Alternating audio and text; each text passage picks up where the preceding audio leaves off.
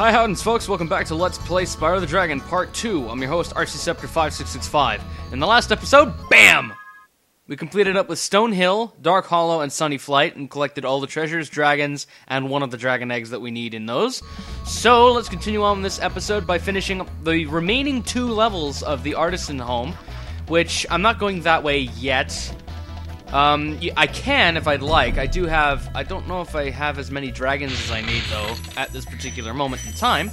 But we might be able to tell that. I could just easily go to my options menu and have a look, but I don't know, I'm feeling a little adventurous. So let's head down this way first, because there is one extra level here, and there's also a dragon straight... BAM! Thomas! Hey, Spyro, press the jump button twice to glide, and don't be afraid. Afraid? Of what? Falling from high mountain peaks? Plummeting into prehistoric glaciers? Oh, that. Totally scary and afraidingness. Okay, now that we actually have 10 dragons, I can choose to face the boss of the Artisans world if I want to, but I'm not going to. Because, as I said, there's still one more level that we can complete before we can go and do that. And as I mentioned in the first episode, I am going up for a 100% completion run of this game, so that's why I'm going to going to rescue all of the dragons and collect all 14,000 treasures throughout the entirety of this game. And that's no small task, because there are quite a few different segments of this game.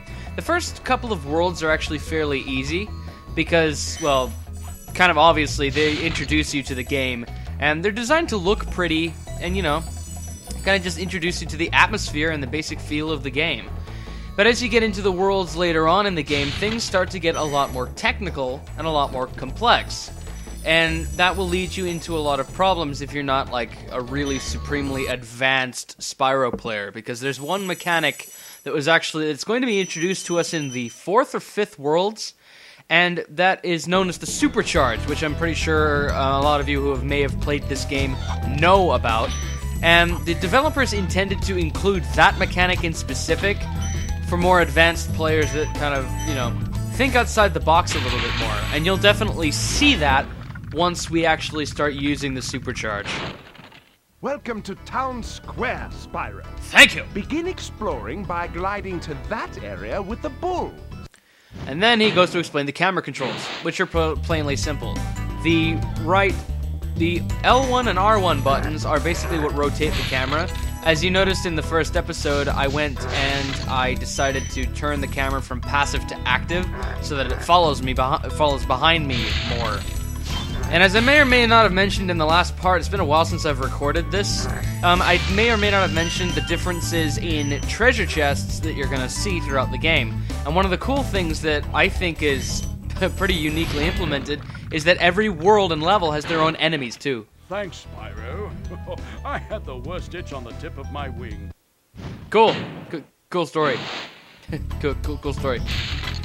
But as I said, you will actually find that there are going to be quite a lot of unique enemies in pretty much every level. And what's amazing about that is not only because of the fact that, well, you have a different enemy in pretty much every level, but enemies that you'll see in certain levels will be reused, but they'll be upgraded and slightly more challenging to give you something interesting. Spyro. Screw you too! I don't want to talk to you. I won't rescue you next time. But yes, on the topic of treasure chests and whatnot, as you can notice, when you see something that's shiny, more often than not, you can only ram it to be able to break open the chest. You can't flame anything that's shiny, as you may or may not have noticed, as I may or may not have mentioned, in the Dark Hollow, which was the first level that we went into, I believe. Because some of the Norks have metal shields, and you can ram through the shield, but you can't flame the shield. So that's just something for you to remember. Now coming back this way, because usually I forget. There's actually a couple of treasures to my right as soon as we come out of this little archway that I always forget these.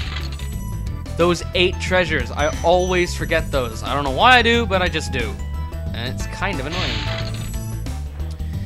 Still, now, there are some exceptions to the flame rule that I, mentioned about a lot of shiny objects cannot be flamed and stuff. These are the exceptions. You flame these 3 times and it breaks. And that's basically your exception right there. Thor! Thank you for releasing me. You're welcome! A lot more often than not, you'll find dragons that talk like that and just say, thank you for releasing me. They don't actually say anything else that's interesting or can benefit you in any way. They just say, oh, thank you for releasing me. 888. What an odd number. Okay, let's just get around to the final area. Aw, usually I can actually kill him, but just by dive bombing him. Darn, as one recording attempt, I can't do it. Now, if you didn't have enough dragons by this point, we should also have enough treasure once we've destroyed all of these. And that should be... Nope, there's still one more treasure I have left to... I probably gotta find that at the balloonist. Cool, Flash. Do that again. The Artisans boss is through a portal behind me. You can challenge him now, if you feel you are ready. Now, what's interesting about Argus is that if you don't have enough dragons, if you actually come here first, or even second, and you don't have enough dragons yet, he'll actually tell you that you need to go and get more dragons before the door will open. So I think that's actually kind of an interesting thing that they added in there. It's the only real dragon that I can think of, except for one at the very, very end of the game that tells you can't do something unless you've collected a certain amount of dragons or whatnot. So... yeah. Now, what's interesting about this level in particular is this is one of the first boss levels of the game. And there's one per world, as you could probably kind of gather. And what's interesting about this one in particular is the dogs in this, because a lot more often than not, you can actually flame them twice and get them before they can get a chance to pounce on you. I remember I used to have a lot of difficulty with these guys because, I mean, look at that. He just, like... floated up into the sky and then came down on my head and I was like, nope, sorry. But still, the dogs are annoying if you're not quick enough to deal with them. You can actually dodge out of the way of them just by using like your ram attack, for instance, but see, if you can flame them quickly before they even get a chance to jump on you, that's perfect, and I recommend you try and do that. But if you're not comfortable with it, feel free to just like flame him and then charge underneath him like that, so you can't get a solid squash on you. Now you can roll as well, and that's the R1. I don't know. I was mistaken with the camera controls. R2 and L2 are the camera controls, rotating the camera. R1 and L1 are the roll buttons. I'm very sorry for all of those out there that were totally wanting me to explain everything supremely accurately. Oh my god. Nasty Nork has put one of his most devious henchmen in charge of the artisan world. Bring him on. I think I smell a barbecue. Be careful, Spyro. This boss has many tricks up his sleeve. Oh, he's a devious boss. He's actually being serious. Toasty here is one of the most serious and most scary bosses in the entirety of this game.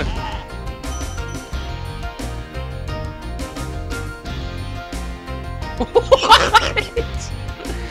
Well, apparently, Dragon the Spyro the Dragon has now become a dog, and he wants to dig for bones.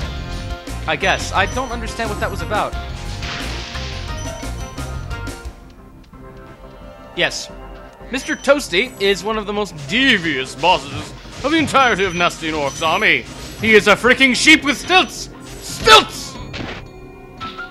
You need stilts in order to be able to be really, really, really fearless. And you also need a DeviantArt account, because, well, that's where all deviations come from.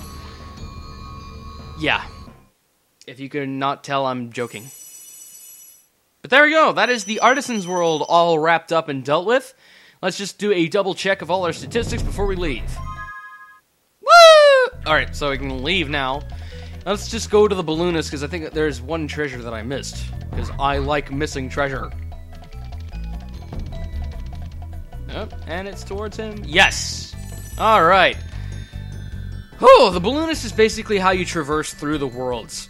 So, basically, yeah, that's pretty much all I need to explain with that. Wow! I see you've been busy rescuing dragons, man! You may travel to the Peacekeepers world if you like! Oh, shoot. Really? Darn, I messed that up. He doesn't repeat what he says again, which is nice. But, Yeah, so now that we're finished the Artisans world, we are heading into the obviously worlded named Peacekeepers world, which you think Peacekeepers is like a really peaceful kind of world. It's not, actually. Very militaristic music to fit with a very barren wasteland, which is what basically makes this up. And also, dragons look different. Welcome to Peacekeepers, Spyro. Look how our treasure has been turned against us and stolen. Recover our treasure, Spyro. Collect treasure. Got it. That's what I've been doing the entire time, dumbass. Sheesh. But yes, now you can obviously see that the hub worlds have some sort of, differences to them. A lot are different in more than just in the typical environment, like, a lot of them are drastically different. Like, for instance, we were just in a really peaceful place called the Artisans' Home, and now we're in a barren wasteland that's war-ridden. Regardless of the fact that it's called the Peacekeepers, yet everyone wants to kill me. Apparently dragons are a blight on peace. I don't really understand how this works. But anyway, we're gonna wrap up with the first level up. We're gonna wrap up with the first headbutt into the solidified portal that is Dry Canyon. We're gonna wrap up with this level here. This part may be extended a bit because this is a slightly lengthy level. But as you'll notice as well as we get into different levels, the creatures that you can brutally murder in order to be able to get sparks backed up to full health changes depending on the level that you're in. Like, for instance, these little bunny rabbit kangaroo thingamajiggers. You can get him. I hate running after the thieves.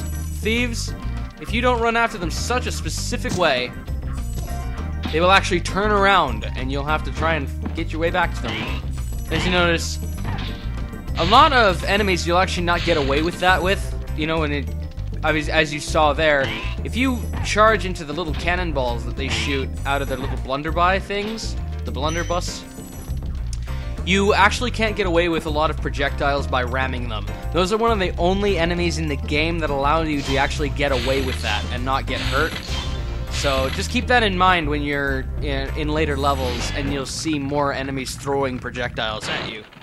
Thank you for releasing me. You sounded like the guy I rescued in the last area. God, people are weird. Oh, the dragons are weird. Whatever. Alright, and then the birds, the vultures. He actually uses the vulture as a bat, which I think is actually kind of funny. Now, don't fall in the purple stuff, because the purple stuff, like any kind of water, will hurt you. And, yeah, that's really all I can say about that. An interesting thing about some of the little things in the world, you can actually flame some of the the cactus actually shake off the ash and the burnt, like, blackness that you've bestowed onto them, which I think is kind of weird. Some trees in the next world will do that, and you'll get some kind of odd things here and there. It's kind of goofy the way the game is set up in that regard. Alright, so let's rescue Mr. Boris. Dry Canyon rewards good gliders. You are a good glider, eh, Spyro? I was born to glide. Yeah. About that one time that I crashed into my neighbor's window, that was totally by mistake. I'm sorry. But that's, yeah, so apparently I'm a master glider. Well, this place does actually reward pretty good gliding, and in that sense alone, this is a good example to show you. Glide around this corner as closely as you can, and you'll actually get not only another dragon, but you'll get a key that we need in order to be able to open up a chest on the other side of this chasm. That's where I'm going next, actually. Incredible glide, Spyro. I thought I'd be stuck here forever with those ugly vultures standing on my head. Those birds might look tough, but they're pretty tasty. Flame broiled, with a pinch of salt. How the hell would you even know what salt is? It's like gourmet dragon right there. Well, gourmet vulture, whatever floats your boat. I think those guys are actually sleeping before you wake them up like that. I don't really know 100%. I believe they are sleeping, though. That's another thing that makes this world actually kind of funny. Alright, now we're nearly wrapped up with this. We just got one more challenging section to do, and we are done. And that challenging section is collecting those 4 gems. No. The challenging section is a little bit up here, where I'm going to have to come up here and perfect my gliding, and glide around this right corner, Right to here. Perfectamundo. And I'll go up there after. Actually, no, I'll go up there now. Because I won't be coming back this way when I'm done where I'm going. And I want to just grab these 2 treasures now. Well, I can't. Well, 3 treasures because of the fact that he is a treasure. Alright. Yep, so now once we're done in here, I won't have to come back this way. Because there's actually a convenient shortcut that leads us straight back to the exit. Straight at the end of this area. And now you'll be seeing a lot of vultures in this one little area. So be mindful of that when you're having some fun playing around in this area here. Now, I love this dragon in particular because he actually forgets who I am, or forgets why I'm important. Yeah. Is that you, Spyro? Are you the young dragon I've been hearing so much about? Ever since you're a wee puff of smoke, we've known, You've known? I forget. Oh, could have been that important. As I say, I quite enjoy that dragon just because it's just... This game, as I keep mentioning, is goofy in its own nature. I can't believe I actually... Ow! Rammed that vulture off the post. Alright. So as you can see up there's an extra life chest. We're gonna grab that first before we go all the way over there to that place that you see back there. Because that's the chest in the middle of all of that is actually the chest that you need the key for, which is what we got, so... Be mindful of that, young Padawan. And as you can see, there's... the thingy. Whee! One thing that I honestly kind of just never really got used to was the... well, eventually I had to get used to it, but... There's only one level in the game, minus the flight levels, that gives you infinite flight. And no one spoil it, please, because it's actually kind of a really, really cool level. And I personally can't wait to get there. But as I say, it's, I don't know. I like it, but sometimes the flying is really mismatchy and really finicky. So, like, sometimes you'll do a jump and you'll expect to make it, but for some reason you fall just short, and instead of landing on the ledge, you hit the ledge and fall off. And fall into the abyss, that whatever it is that you're trying to get to. And more often than not, there is a bottomless pit wherever you jump and fall. So, more often than not, you will die rather than actually get to where you want to be. And that's personally kind of frustrating, and I hate it. Alright, now that with the final 6 treasures wrapped up, we can finally leave this area and call this an episode. So, without further ado, if you like what you saw here today, please feel free to subscribe if that entirely interests you. Feel free to follow my Twitter and my Facebook if you're interested in updates and other stuff outside of my Let's Playing. And, ask me questions like, what color do I like? What fruits do I like? I'll answer that now, none of them. Just kidding. But you get the point. If you like to ask me questions and, stay up to date with things, feel free to follow my Twitter, Facebook, and for live streams, which I play stuff outside of YouTube and whatnot, my Twitch TV link is in the description below. So, without further ado, I will see you guys in the next episode as we wrap up the rest of the Peacekeepers world, hopefully. Bye!